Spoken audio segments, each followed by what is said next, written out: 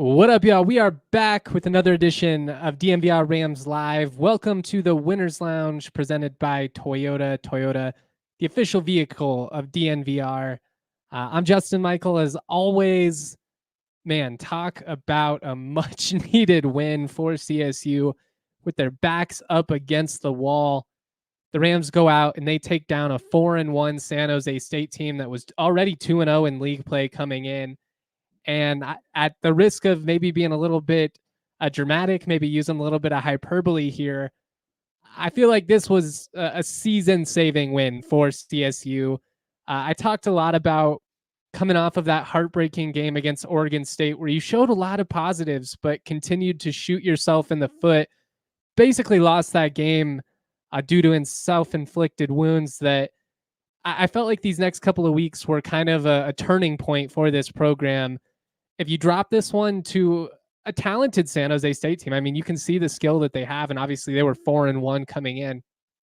If you drop it, your season's not over, but you're sitting there at 2-4, and you're going into the Springs, a place you haven't won in 20 years. And I just think it feels so much better. You feel so much more confident going into the Springs now, coming off of this win over San Jose State. Shout out to everybody in the Toyota chat. Hit us with that thumbs up. Let us know how you're feeling. Let's get these vibes right. Last weekend sucked. Last weekend was a bummer.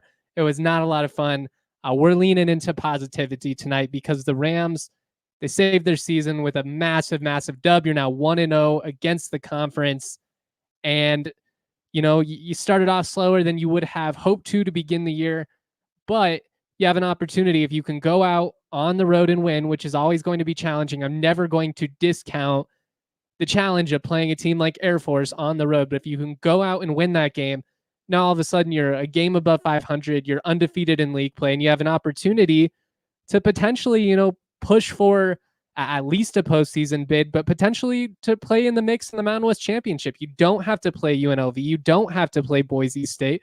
The schedule is really favorable. We've talked about it since the summer, but you had to start somewhere. You had to start with a big win, and credit to this CSU team with their backs against the wall for going out and for getting it done. You needed this moment. You needed a feel-good breakthrough type game where it wasn't, you know, sitting here being like woulda, coulda, shoulda, trying to sell it as a mental, or excuse me, as good Lord, why am I drawing a blank on the, it's not a win, but when you lose the positives, I don't know why I'm drawing a blank right now on what that term is. Hit me in the Toyota chat to help me out. But I felt like this was the most moral victory. My God, I felt like this was the most complete win and best example of complementary football that we have seen from CSU football in the Norvell era. Just offensively, the execution, outside of a couple of turnovers, you need to clean those up. The late pick from Brayden was a bummer. It's just a bad decision because he had played the best game of his season. He set a CSU record today with 16 straight completions, and I'm going to talk about it here more in just a second. But I really felt like he found his footing in the offense. I feel like as a whole, they're starting to establish an identity here. They're starting to create more via play action. They're starting to have a little bit more success with the passing game. You're starting to see that chemistry start to shine with Brayden and Armani Winfield, some of these other guys. A lot of really good stuff to focus on in this win over San Jose State. But what I wanted to just kind of start with here in this instant reaction in the opening segment is I just really wanted to commend this group with their backs up against the wall for going out and getting it done against a highly explosive team. To hold that offense to 17 points, obviously you give up 24, but you had the 85-yard scoop and score, so they had the defensive touchdown. To hold that group to 17 points, that's significant. That's saying something. And, you know, I was pretty critical of the defense not being able to get a stop late last week. You find a way to get it done this week. And I really just, I got to shout out so many guys, and I'm looking forward to it. Definitely a few things to clean up still. It's not perfect. You're driving there late. You go 70 plus yards near the end of the second quarter with a chance to go up 2 scores, to be up, if not 10 points, 14 points at half. You fumble, they run it back 85 yards. That's a 14-point swing. Instead of letting that compound, instead of having that be the back-breaking moment that you look back on, and I mean, we've had a lot of those over the years where it's like, yeah, the Rams played pretty good for a quarter and a half, and then, they made one mistake here, they left the door open, and then all of a sudden everything just completely transpires out of control. That didn't happen, and that's a testament to the veterans on this team for finding a way to get it done. I asked the players and Norvell about it post-game, and they talked about, Brayden and being a much more vocal leader and keeping everybody together. And I thought this was a really gritty win. I thought this was much needed. And like I said, I felt like this was the most complete win of the Norvell era, the best example of complementary football, taking advantage of that 4th down stop, going down and getting a touchdown. Special teams, stepping up and making plays. You have the longest field goal since 1986. Jordan Noyes steps up, drills a 58-yarder. I mean, those are huge. And there were a lot of small moments in this game that added up. And if you can go out on the road and beat Air Force next week, as Taylor says in the Toyota chat, all of a sudden those homecoming vibes are going to be through the roof. I imagine you'll get a better student turnout. Admittedly, not the best crowd today, but also I get it. If you're the students, it's one of the last nice Saturdays of the season. There's probably a lot of people trying to take advantage of it. I get it. Out at Horsetooth, all the fun stuff. And, admittedly, it'd been kind of a frustrating start to the season. These are the type of games, if you can stack them up, you will get the community back in. You will get everybody to rally behind you. But this was a statement performance, and this was one that this program desperately needed. I can't emphasize enough how different the vibes are right now versus if you're sitting at 2-4 going into the Springs. It's never an easy place to play. They're battling with New Mexico right now. We'll have to see what that score is. Somebody wouldn't mind looking it up and give me a little heads up. I would appreciate it. We're going to keep this going. We're going to keep this vibes right tonight. Like I said, we're really going to lean into the positivity where there are a couple of instances that you need to clean up. Yeah, there always are going to be in a 60-minute game, but there was far more good than bad in this one, and there's a lot to hit on. When your future is bright like this, you might need to grab some shades, and nobody does it better than our friends over at Shady Rays. Guys, get ready for the season ahead with quality shades built to last. Our friends at Shady Rays have you covered with premium polarized shades that won't break the bank. An independent sunglasses company offering a world-class product that's rated 5 stars by over 300,000 people. They've got a little bit of something for everyone. If you're looking for something out on the town, if you're looking for more of a sporty sunglass for when you're on the move or maybe out on the field, they've got something for everybody. And what's awesome about Shady Rays is you can always have comfort wearing them, knowing that if you happen to lose them, if you happen to break them or something like that, no worries, because you've got the most flexible protection in all of eyewear. Shady Rays backs 100% of purchases with lost and broken replacements. And exclusively for our listeners, Shady Rays giving out the best deal of the season. Head to shadyrays.com. Make sure you use that code DNVR for 35% off polarized sunglasses. Try for yourself. The shades rated 5 stars by over 300,000 people. And of course, we got to talk to you about the official vehicle of DNVR, a proud partner of CSU Athletics. I will add as well, Toyota. Trucks have always been a part of Toyota's DNA for generations. They have built durable legends destined for greatness and perfect for Colorado. Whether you're conquering the off-road trails or hauling the weight of the world, there's a Toyota truck that's just right for you. 16 different hybrid vehicles to choose from, like the Tundra iForce Max hybrid truck, not to be outdone.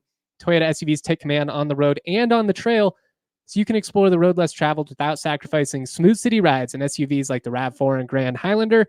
Toyota, a proud partner of CSU Athletics, the official vehicle of DNVR.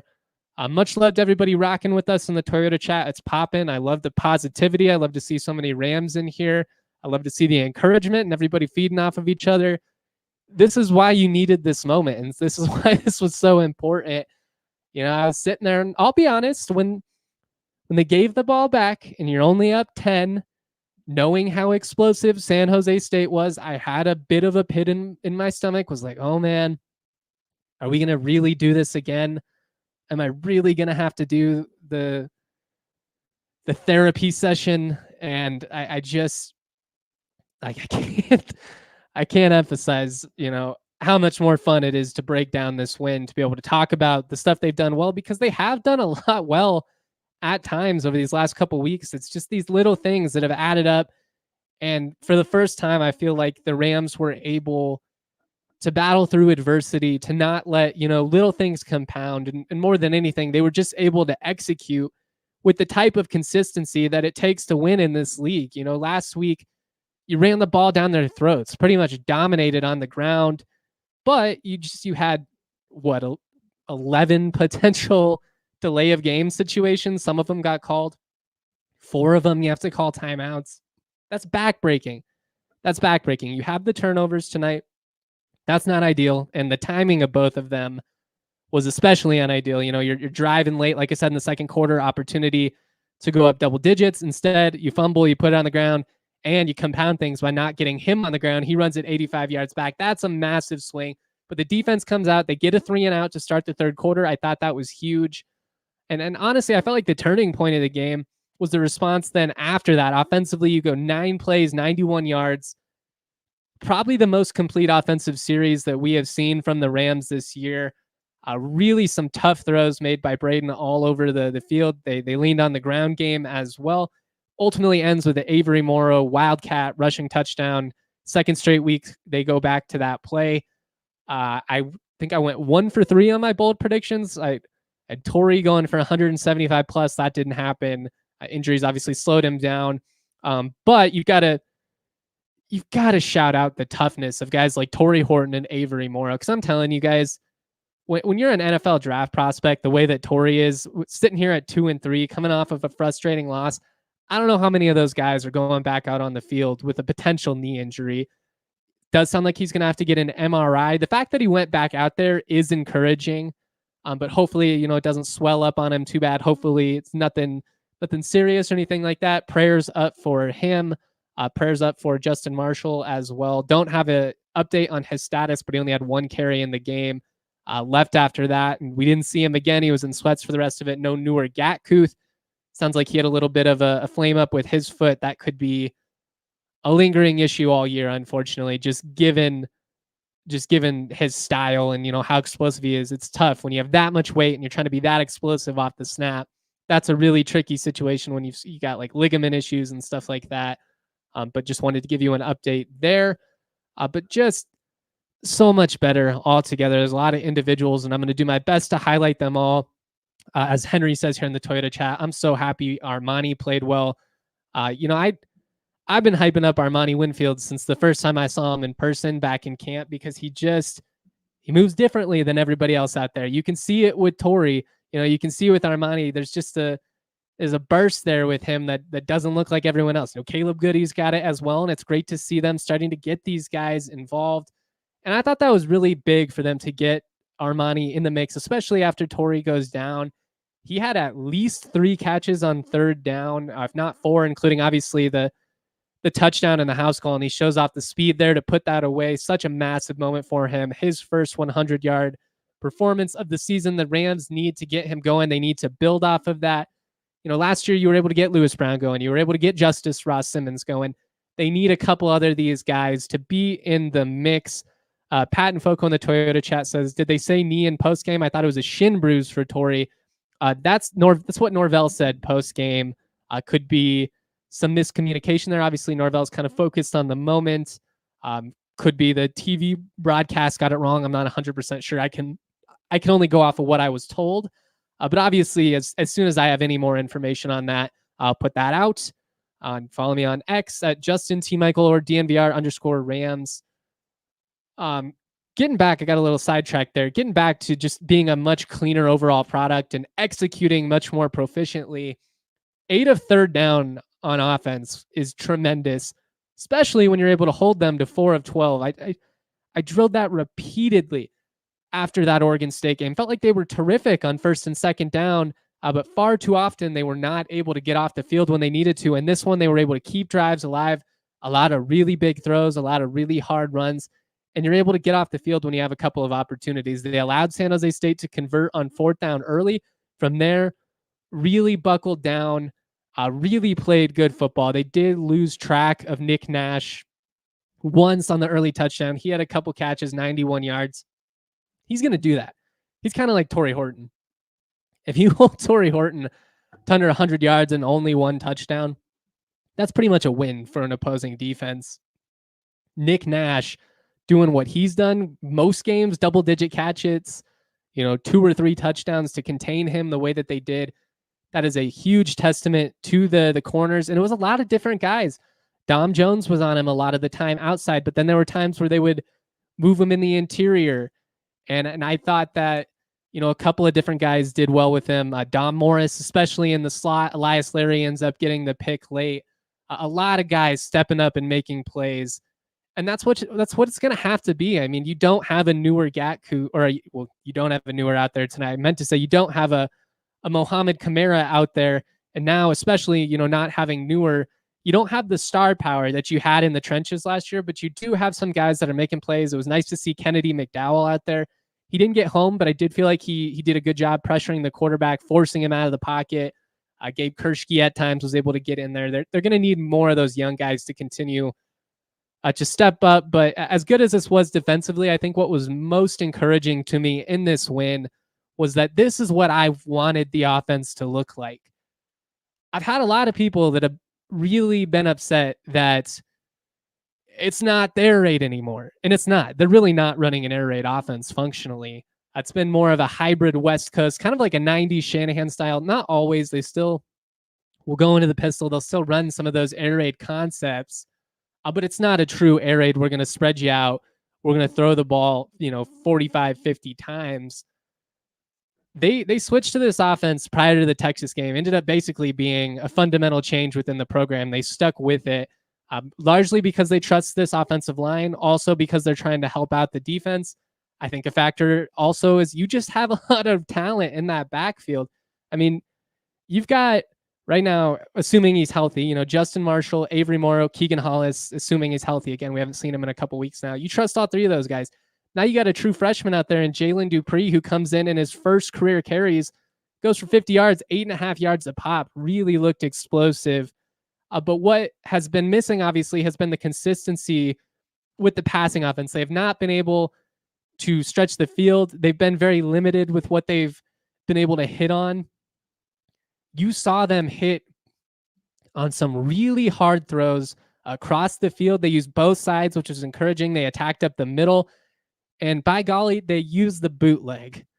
As a Shanahan disciple, as somebody who came up, in praising the house of Shanahan, a Denver Broncos, aficionado. I've always been a sucker for a nice little bootleg, and they went to that well repeatedly tonight. And every time they did, it worked. Whether you did a little rollout and you had Vince Brown, in the flat, boom, take it easy, 8 yards.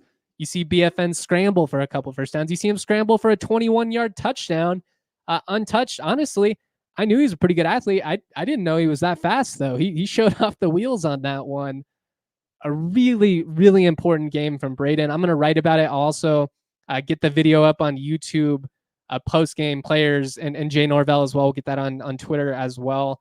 But I feel like Brayden is really starting to find his footing in this new offensive scheme, which, again, is more of a West Coast type look. He looks more comfortable under center now.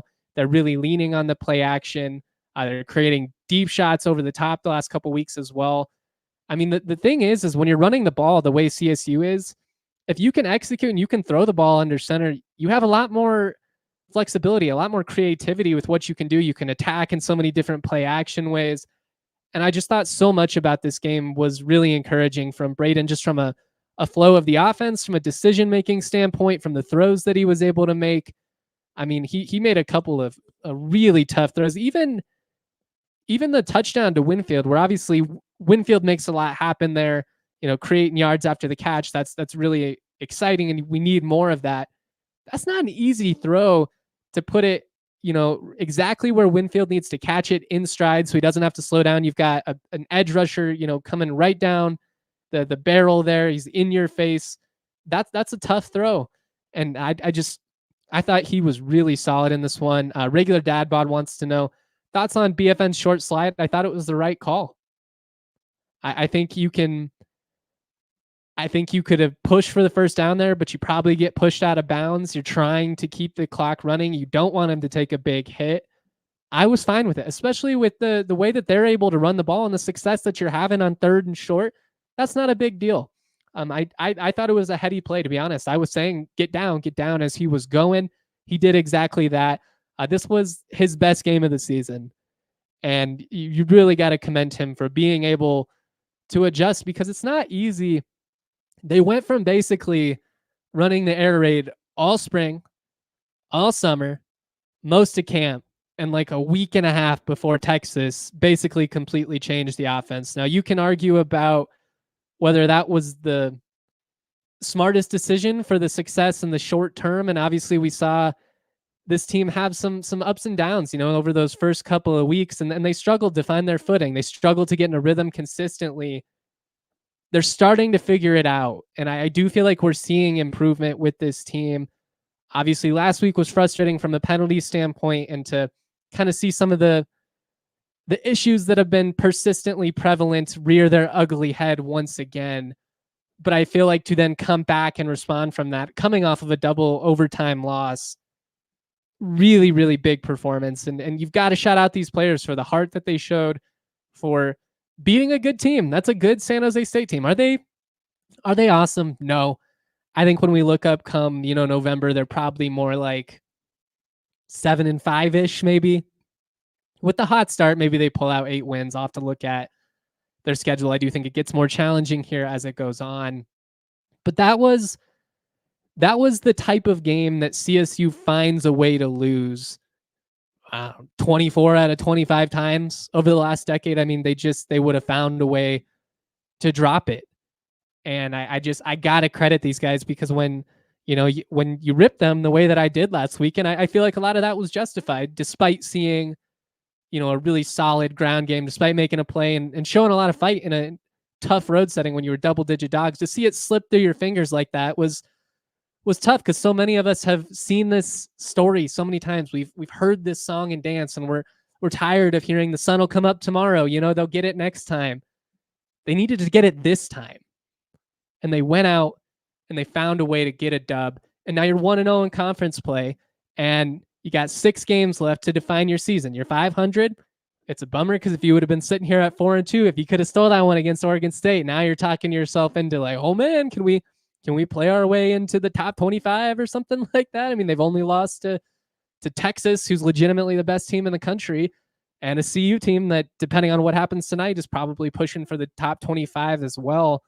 But I thought so much about this performance was encouraging. This is what I want the offense to be. I want to be able to run the football, especially when you're up late and you're trying to put teams away. When you've got a back like Avery Morrow that's running as hard as he is, I want to lean into that. But I want to use the success of the ground game to then create success in other areas. And that's what they were able to do in this game. They were able to get the bootleg going.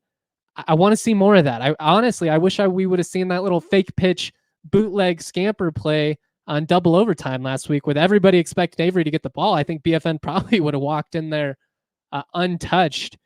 But I think we're seeing a lot of growth within this offense as a whole. They're starting to figure it out. They're starting to get in a rhythm. BFN's starting to, create some chemistry with some of these other receivers. You're starting to see him, comfortable under center. There's a lot that you can build off of. But that said, you got to continue it here, because right now you're 3-3. But if you go into the Springs, which, let's be real, we have seen CSU go in there as the better team and find ways to lose many times over the years. But man, Air Force and Wyoming have looked rough. Those are definitely must-win games for this team. Let's say you beat them. That's 5 wins. You're 1 win away from postseason eligibility, potentially with multiple trophies coming back to your home building for the first time in years. All of a sudden, after, everybody saying the sky's falling, everybody feeling like, this whole thing was falling apart, I still had people at halftime tweeting at me that they want to blow this thing up. And while I understand the frustration, while I understand why people are critical, because in year 3, you wanted to see more earlier this season than they showed, this team is improving in a tangible way.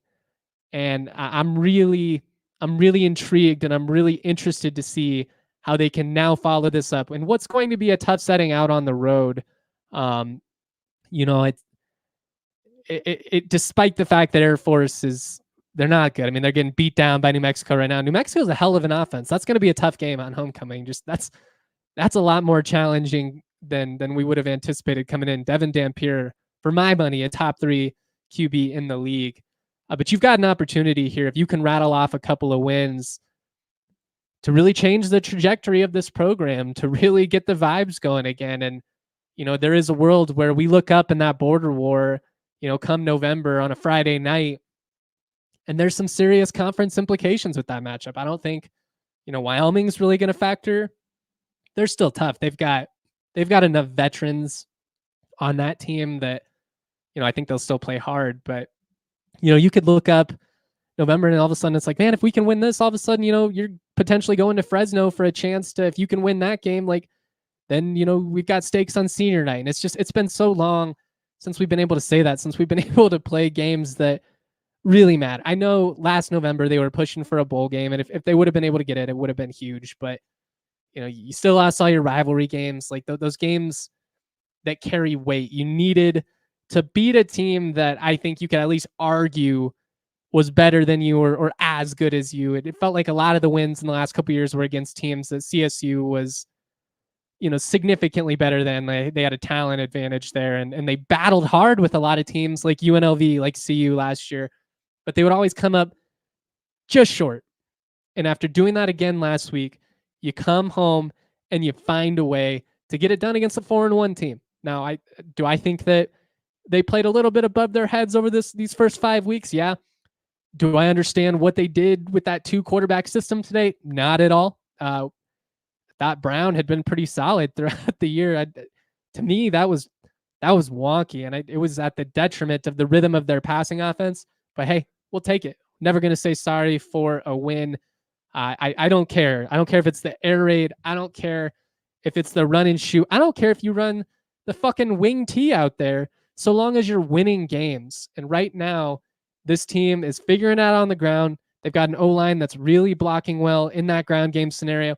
And now you're seeing an offense that's starting to create, and they're starting to take advantage of the success, and they're starting to stack things. You know, that's kind of been the issue with CSU. They've flashed, but they haven't been able to stack successful plays, whether that be offensively or taking advantage of the moments that happen on defensively or special teams. It was just like, you know, yeah, they did this and they did this, but they shot themselves in the foot here. And, you know, you had the fumble in the second quarter that could have been backbreaking. You did not let it spiral. You know, late, you had a bad turnover, just a bad decision by Brayden, trying to do a little bit too much there. I saw the receiver, and as soon as I saw him, I saw the space. I was like, oh, he's going to throw that. Credit the DB for making a good play. If you hit it, I understand why he threw it. I did. I probably would have forced it. If this was NCAA 25, I'm probably forcing that ball and throwing a turnover there too. But that's why that's one of many reasons why I sit behind a desk and I talk about it, and I'm not out there playing. I obviously would have never had the ability, but you know what I mean. The last thing I'm going to say before we take a little break here, and then we'll continue this, I'm going to talk about the turning points and key stats, but we'll take a little break. The toughness of the superstars should really be commended. I brought that up earlier, but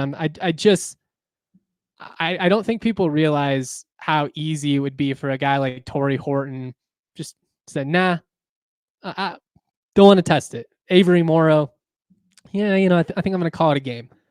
Instead, he comes out, first carry back, goes for like 25. That dude runs hard as hell. I'm a big Avery Morrow fan. I don't think you can fake the type of toughness that he plays with, and him coming alive has been such a big factor for this team. And I think, assuming all these guys can stay healthy, you know, knock on wood, I think that we're going to look up at the end of the year, he's going to be a 1,000-yard rusher. I think he's probably going to be second team all conference. There's some really good running backs in this league. So like statistically speaking, especially if you're splitting carries with a couple of guys, like it's possible that, that he doesn't have the numbers to get the credit that he probably should. But I also think you could very easily see a world in which he just continues to do what he's doing and he's able to really put together a nice season here. And considering what that guy went through, I mean, that's really saying something. Take a breather real quick. Then I'm going to talk about the turning point, talk about some key stats. I do want to talk to you guys about Raising Cane's. Part of it is because it's the time and the schedule. Part of it is because my stomach is rumbling. I could use some hand-battered chicken fingers, that craveable cane sauce, a little bit of tanginess, a little bit of sweetness. Perfect combo. Obviously, that buttery Texas toast is oh so smooth. I love the crinkle-cut fries.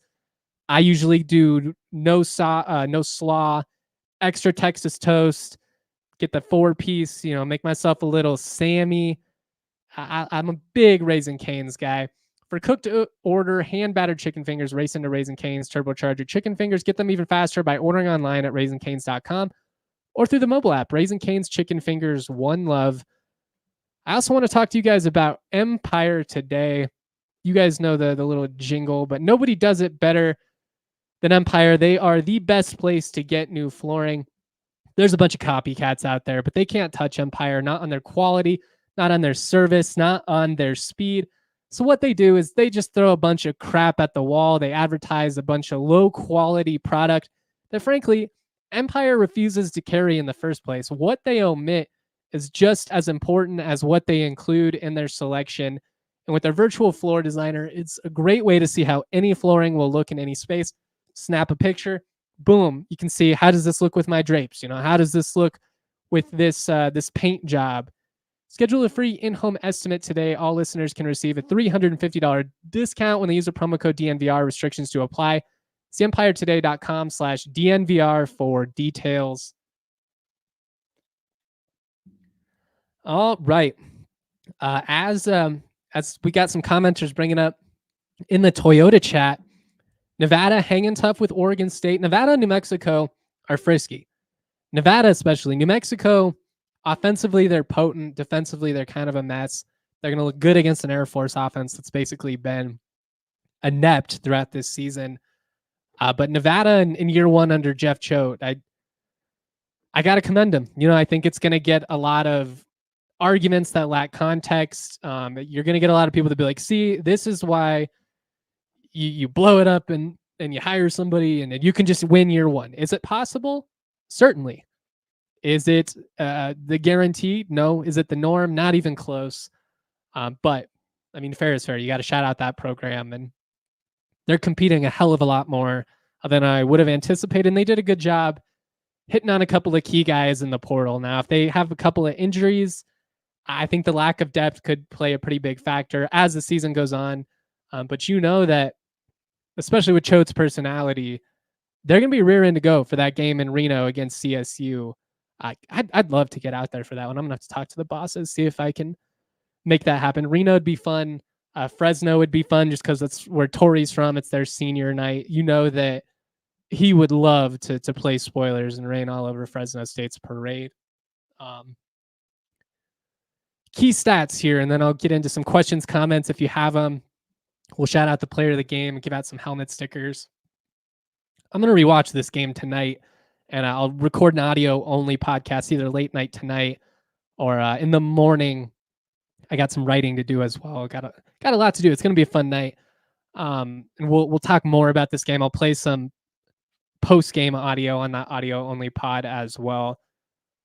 Third down conversion rate was, outside of just being so much cleaner and executing in a way that we didn't see pre-snap a week ago. Like everything just seemed much more in rhythm. There was one play where CSU got called for a false start. It was 3rd and 3, I think, and you could tell they were kind of discombobulated. I was like, call timeout. They didn't. You ended up getting a false start on Vince Brown, and the backfield made it 3rd and 8. I think they were able to convert there still, though, so it didn't end up playing a big factor. But keeping drives alive offensively, getting off the field defensively, that's a recipe for success.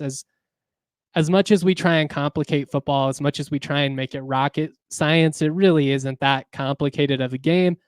Can you line up in the trenches? Can you beat your man physically? Can you execute when you have opportunities? Can you make plays when they are present? When the ball's coming, can you catch it? It's a pretty simple game. And CSU did a lot of the little things in this one that they've struggled with in some of these coin flip games in recent years that have caused them to kind of come up short. In this one, whether it was getting off the field defensively, a couple of really big open field tackles, Jack Howell on 4th down in particular, I think one in the flat, it's 4th and 2 there. You make that tackle, you get off the field. Even if you make the tackle, but if you don't make it clean and he's able to drag you for another 3 feet, that's a first down. Instead, you make that play, you step up, and offensively, you then capitalize on it by going down the field and scoring. Those are the little things that this team has not been able to do. And those are what make the difference. Special teams, you make a 58-yard field goal. I don't think people realize how rare that is in college football. It's the 4th longest field goal in program history, the longest since 1986. Drawing a blank on a name. CSU made a 63-yarder in 75 against Arizona State, I believe, which is insane. It was pointed out to me. I believe back then they used to kick off tees, so a little bit easier. But I mean, to make a 58-yarder in that spot, if you don't, you're basically giving them the ball at midfield, and Noyes comes up there and just drills it. He and Patty Turner are such assets to this program, and I'm actually writing a feature on Patty Turner right now that might be ready by tomorrow, especially because I'm enthused tonight. Might stay up all night writing, but if not, by like Monday at the latest. One of my favorite Rams of all time, just from a people standpoint. He's just a genuinely good dude. But having those guys, it's a major asset for this team, and to have the stones to call it, even go for that, especially how you've lost a couple of these games. Like, I could see how a coach could kind of overthink it in that situation. I mean, Patty's good. If you back him up deep, that's probably a smart play as well. But you go for the win. And I wanted to see this team play with some aggressiveness. And if you go down and you miss it there, like, I can live with that. I just, to me, that gives so much confidence to your team when you say, you want to know what? I trust you guys to go out and execute this. And if we don't get it, I trust our defense to get a stop. And they went out and they did what they needed to do. 455 total yards of offense was great. 269 yards passing. This is what I would like to see the offense be. If you can go for 150 plus on the ground every day, that's awesome. But you still need to be able to create explosives in the passing game. You still need to be able to make them fear you over the top and out wide. And today we just saw CSU use so much more of the field, and all of that was really, really encouraging. We're going to give out some helmet stickers, shout out some individuals, but I do want to crown the player of the game here. I think you could go with Brayden. I think you could go with Avery Morrow. But to me, Armani Winfield and that touchdown, that house call to seal the deal, that's the moment of the game. He's the player of the game. 6 catches, 108 yards. You need to see more of that. That type of game-breaking speed, that ability to take a catch, 70 yards to the house. That's why you don't give up on a guy. And it's why, even after that slow start, he had some brutal drops early on in the year, but I kept preaching, this is a guy that you need to get involved in the offense because he's just that explosive. One touch can change the game with a guy like Armani Winfield. He had a great touchdown in the corner against Utah. This was the best game of his CSU career so far. You could tell Brayden was looking for him on 3rd down. He was getting open on those rollouts. I loved some of the comeback routes they were getting in the mix today. You roll Brayden out, you send Armani, he's coming hot off the line. So now you've got the DB going the other way, hard stop, come back to the ball. He was open all day long. He caught everything. Really, really big performance from him. Helmet sticker to BFN. Again, that interception, Jay said it post game. Hate it. Bad decision. Can't have that. Could have cost you. Fortunately, it didn't. Outside of that, tremendous throwing the football, highly accurate, tremendous decision making. I love that he got his feet involved and he's making plays on the run. Just really, really did a good job making decisions with this one and set a CSU record with 16 straight completions. Maybe I should give him the player of the game just for that. But Avery Morrow, 22 carries for 100 yards, 2 touchdowns, called that one. Helmet sticker for Jalen Dupree, the true freshman out of Arkansas. I'm sure there's a lot of folks out in Arkansas stoked to see him get in the game. He's for real. That burst in the hole that's something else. I'm really excited about him. And gosh, man, that's why it's been frustrating for me, especially early on in this year, like when you saw the struggles they had offensively, because when I see the level of athleticism that they have in this locker room, when I see guys like Armani Winfield, like Jalen Dupree, like Justin Marshall, when I see all that in camp, it's easy for me to be like, all right, they have got some playmakers. They've got some guys that are going to be able to really make a major difference outside of Torrey Horton. Took a little bit longer to get it going than I would have hoped. Now it feels like you're really starting to get this offense in a groove. You want to build off of what you established in this one. I want to see them continue to create via play action, keep getting those bootlegs in the mix. I love it. Absolutely love it. As regular dad butt says, I love telling folks in the seats near mine about Patty and Jordan. Those guys kick ass. Jordan, a father of 3, one of the oldest players in college football, converted soccer player from England. Like what's not to love about that? He's going to get a look in the NFL. He's got the leg for it. He's got the clutch gene as well. Had that big kick against Air Force in the snow last year. Had a 55-yarder, I believe, against UNLV that should have been for the win. This one gets an opportunity with 58 yards. And I love that they gave him the opportunity to, because he's got the leg for it. And that's how you inspire confidence, not just in your special teams unit, but in your team as a whole, that you believe in them to go out and win. Even after a frustrating loss, you believe in them and their ability to execute. And they made the coaches look smart. Credit to the players. Helmet sticker for Torrey Horton, 7 catches for 75 yards, but he should get 10 helmet stickers just for being tough as nails. Maybe the toughest CSU player I've ever covered. Just that dude will get murdered in the open field. And to be that type of superstar and to have that mentality, it speaks volumes to the type of dude he is. Jack Howell gets a helmet sticker, 11 total tackles. One of the best plays of the game on 4th down, that tackle in the open field. I'll try and share that one on Twitter if I can find video. Elias Larry, helmet sticker, getting that interception late to seal it. Obviously, CSU ended up giving the ball back, unfortunately, but that was a big play. Jordan Noyes get the 58-yarder, and Patty Turner, 2 punts, 46-yard average. Another one in the 20. BFN had a punt inside the 20 as well, so he'll have to donate to Patty's cause. I would never tell anybody what to do with their money, but if you were looking for something charitable to do, Patty Turner with his suicide prevention cause, and every time getting a punt inside the 20, donating $20, that is something I think we can all get behind.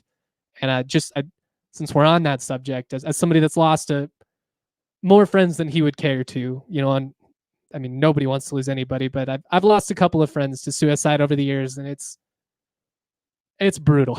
I don't know if there's anything that feels quite like that. So if you are out there, you listen to the show, if you're feeling alone, if you're feeling like you don't have anyone to talk to, I'm always here. Hit me with a DM, tweet at me, whatever you got to do. We're a community here, and I would encourage everybody else. If somebody comes to you and they reach out, be there for each other.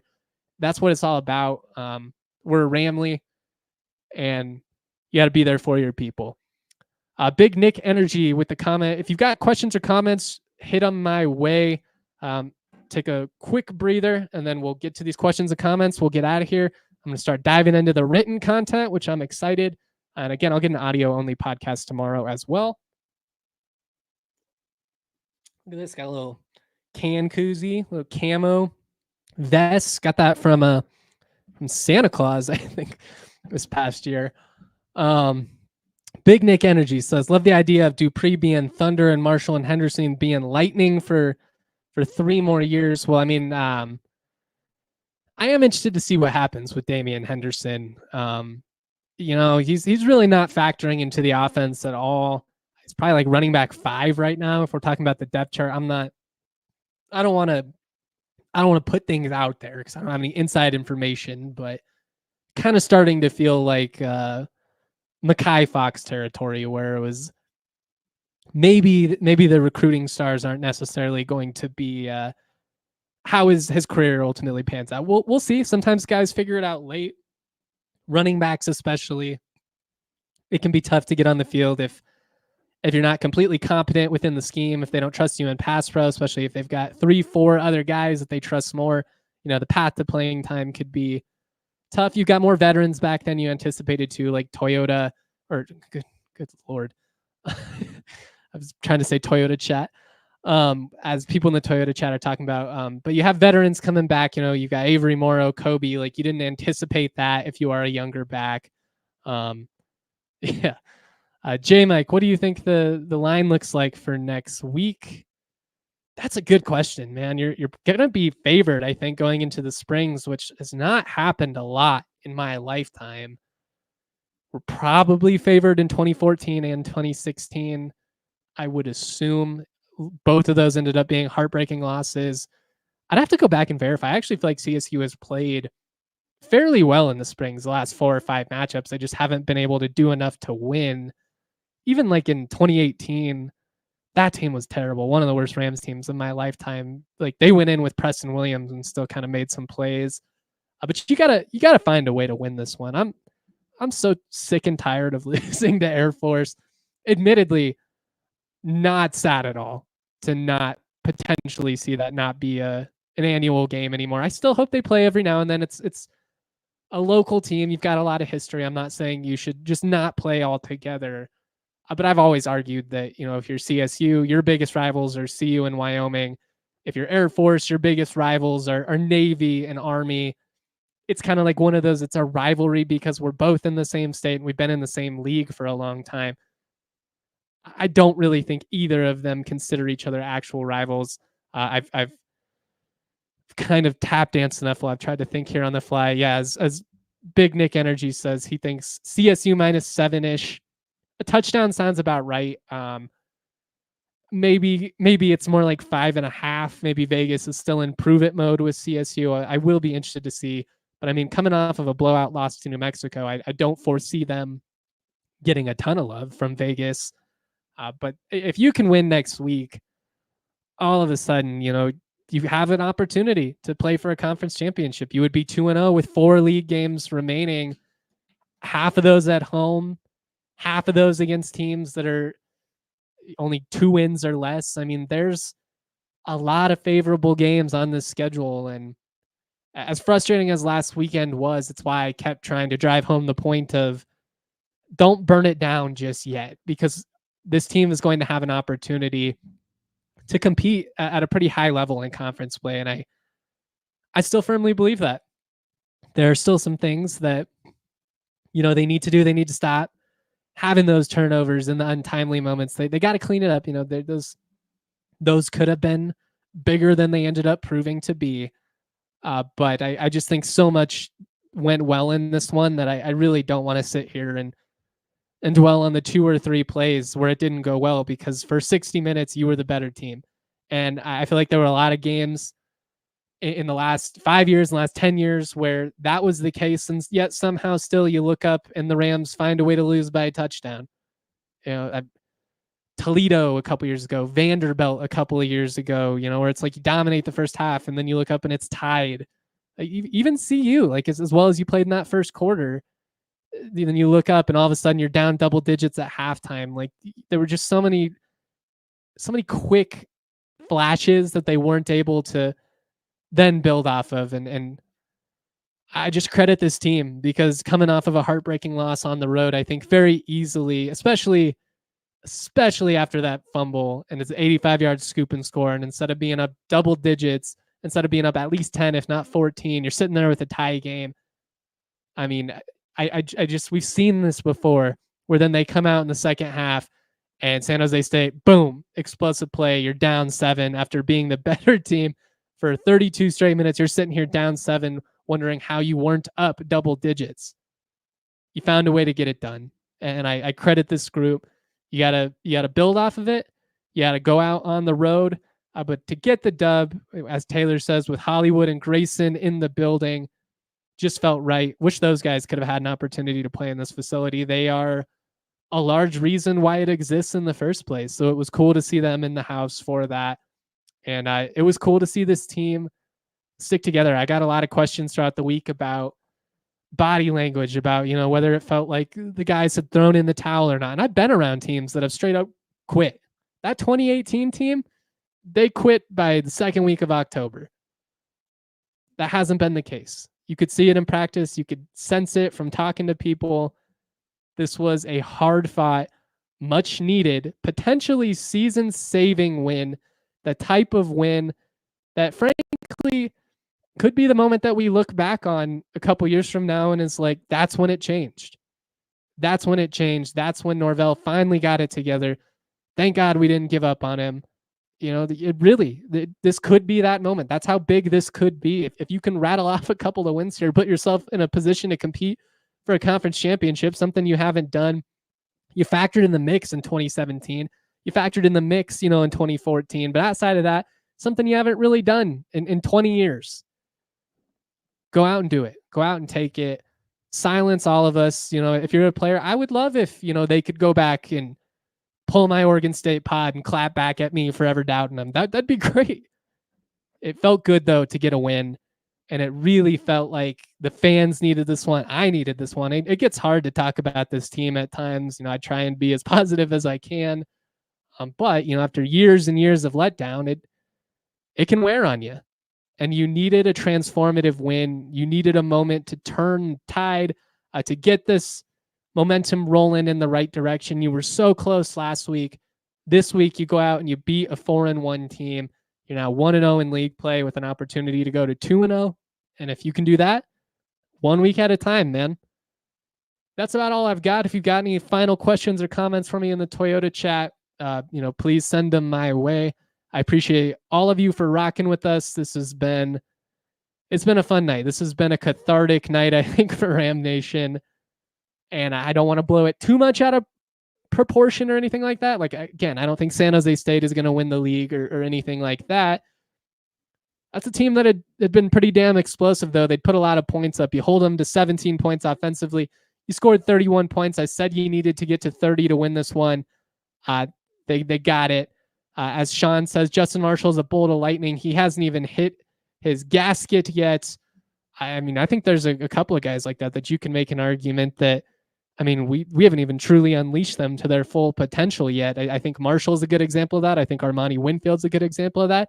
Hell, I think BFN's a good example of that. And if he continues to be more comfortable under center in this offense and can create with his legs, and you get him some opportunities off the bootleg and you can hit these shots over the top, I think you're really going to see him flourish. And I think you're seeing him really come into his own in this hybrid West Coast offense that still has some air raid principles. I don't know what you call it. I'm not going to fix it on it because I don't care.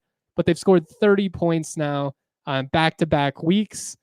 I've scored 27 or more in 4 of the last 5, I believe. 30 plus in 3 of the last 5. Feels like they're heading in the right direction.